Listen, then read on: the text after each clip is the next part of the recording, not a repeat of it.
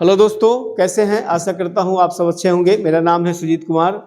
जैसा कि आपको पता है कि हम ज्योग्राफी वाला जो ऑब्जेक्टिव सीरीज है वो मैं लेके आपके लिए प्रस्तुत हूं और मेरा उद्देश्य सिर्फ एक ही है कि आपके किसी भी एग्जाम की तैयारी में आपको मदद हो, कन्फ्यूजन न रहे और आप भारत के या बिहार के जिसे भी सुदूर इलाके में हैं आपको लाभ मिल सके। टेक्नोलॉजी ने दुनिया को समेट दिया है ना। हम घर बैठे देश दुनिया के बारे में जानते हैं। इसका साफ मतलब है कि टेक्नोलॉजी का सदुपयोग। तो इस सदुपयोग का इस्तेमाल करके आप टेक्नोलॉजी का सदुपयोग करके आप जो है सो अपने जीवन को बेहतर बना सकते हैं। इसी कड़ी में हम आपके साथ हैं ज्योग्राफी के ऑब्जेक्टिव के साथ, जो आपके कैरियर के लिए बहुत ही महत्वपूर्ण क्वेश्चन होगा, यानी कि आपके एग्जाम के लिए। तो एनीवे चलते हैं। देखिए पहला जो क्वेश्चन है वो क्या है कि निम्नलिखित में से कौन सा युग्म सही सुमेलित नहीं है? सही सुमेलित नहीं है। कौन सा युग्म नहीं है? सरदार सरोवर बांध नर्मदा नदी पर है। बिल्कुल है, ये उत्तर सही है इसका, है ना। सरदार सरोवर बांध जो है नर्मदा नदी पर है, बिल्कुल सही बात है। इसके बाद तलैया बांध कोनार नदी पर नहीं है। तलैया बांध इसका यानी कि सही सुमेलित नहीं है, इसका उत्तर मिल गया। बाकी और भी देख लेते हैं हम लोग क्वेश्चन। गांधी सागर बांध चंबल नदी पर है, बिल्कुल राजस्थान चंबल नदी जो इलाका है जो मध्य प्रदेश में आगे, मध्य प्रदेश का चंबल इलाका काफी फेमस है, सटा हुआ राजस्थान के इलाके से। नागार्जुन सागर बांध कृष्णा नदी पर है, बिल्कुल सही है। तो सुमेलित नहीं है पूछ रहा है। देखो क्वेश्चन को गौर से पढ़ो। सबसे बड़ा समस्या होता है बच्चा क्वेश्चन को ढंग से पढ़ता नहीं है और सीधा यहाँ मार देता है। एक बार सीधा पहले के क्वेश्चन देखा, अच्छा यहाँ तक मिल रहा है, हो गया। हो सकता है वो नहीं पूछ रहा है, आप मार दिए कि हैं, तो क्वेश्चन तो ऐसे ही आपका उल्टा हो गया। क्या फायदा? एक क्वेश्चन नेगेटिव मार्किंग है, आपको सुधार के काम करना पड़ेगा, है ना। तो तलैया बांध सुमेलित नहीं है, ये आपका उत्तर हो गया। आगे बढ़ते हैं हम लोग, दूसरे नंबर क्वेश्चन पर चलते हैं। गोविंद बल्लभ पंत सागर जलाशय, गोविंद बल्लभ पंत सागर जलाशय कहाँ है? उत्तर प्रदेश में है। ये कोई शक नहीं है, गोविंद बल्लभ पंत उत्तर प्रदेश के थे, उन्हीं के नाम पर इस जलाशय का नाम रखा गया है, उत्तर प्रदेश में है। ठीक, आगे लिखते हैं हम लोग। देखिए आगे क्या है। देश में एग्रो इकोलॉजिकल क्षेत्र कुल कितने हैं? देखिए 2013 का 10 का प्रश्न है। एग्रो इकोलॉजिकल क्षेत्र जो समय सर्वे हुआ था और ये पता चला था, तो इस समय भारत में, देश में एग्रो इकोलॉजिकल क्षेत्र की संख्या 20 है। ठीक है, एग्रो इकोलॉजिकल क्षेत्र की संख्या 20 है। इसके बाद चलते हैं।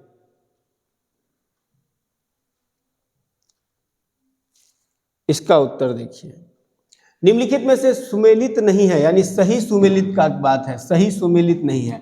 तो देखिए जवाहरलाल नेहरू कृषि मध्य प्रदेश में है, सरदार वल्लभ भाई पटेल कृषि एवं प्रौद्योगिकी विश्वविद्यालय मध्य उत्तर प्रदेश में है, बिल्कुल ठीक है, उत्तर प्रदेश में है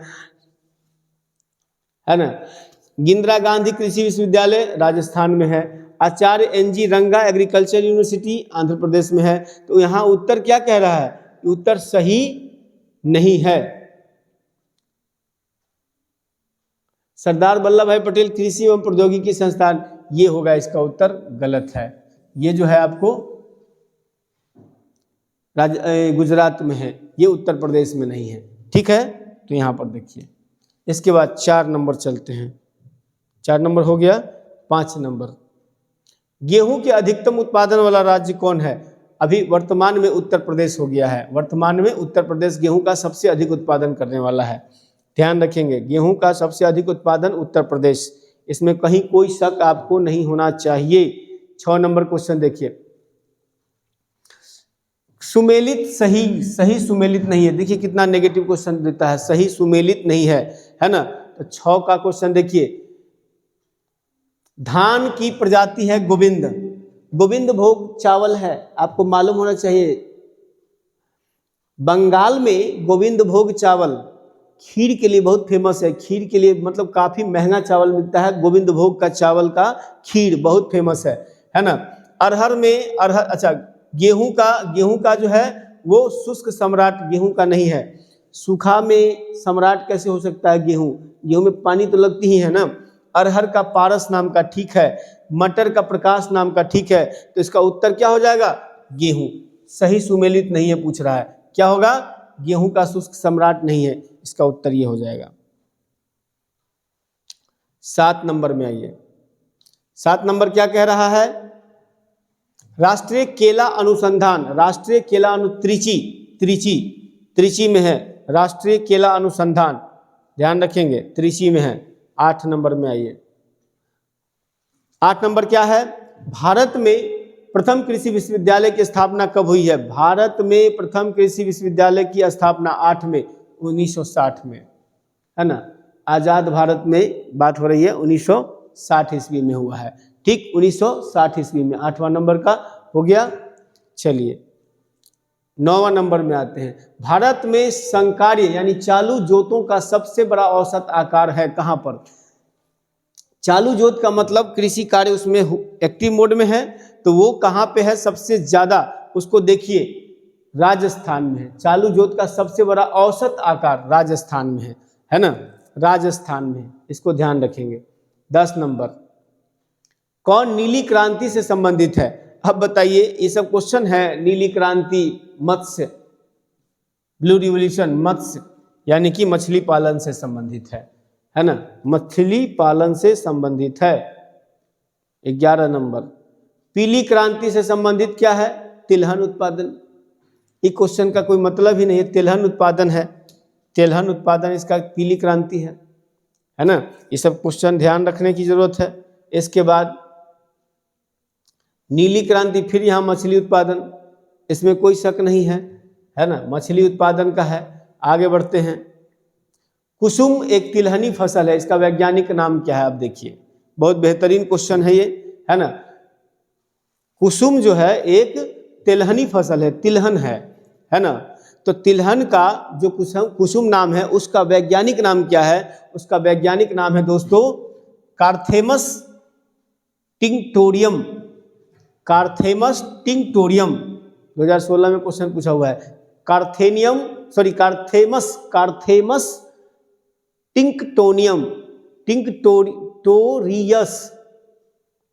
कार्थेमस टिंक्टोरियस, ध्यान रखेंगे।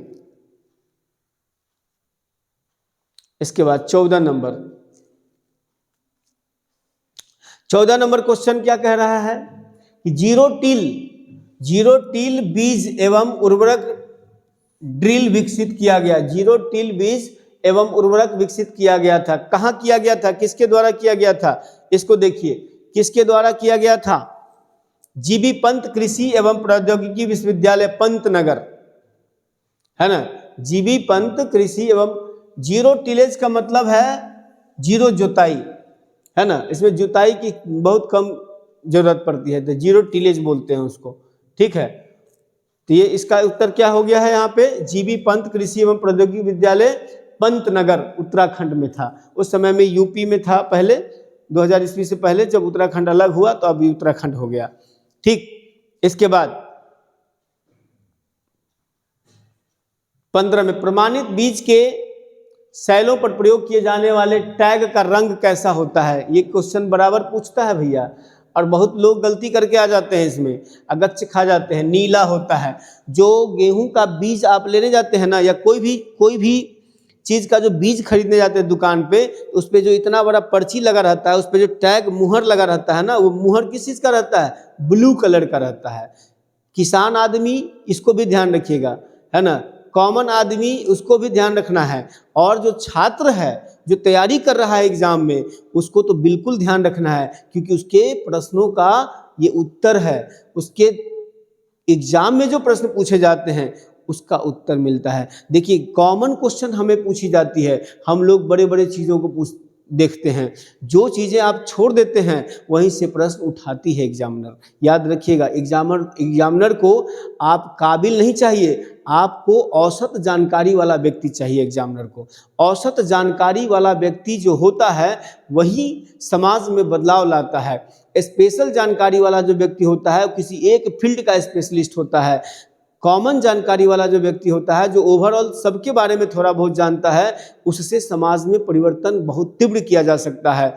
और ये सामाजिक परिवर्तन हमारे राष्ट्र, हमारे देश के भविष्य का आधार बनता है। ठीक है दोस्तों, तो इसका प्रमाणित बीज जो होते हैं उसका जो थैलों पर जो प्रयोग किया जाने वाला टैग जो मुहर होता है उसका रंग नीला होता है। क्लियर है? अब बढ़ते हैं आगे। 16 नंबर क्वेश्चन क्या कह रहा है? 16 नंबर क्वेश्चन इसको देखिए। 16 नंबर क्वेश्चन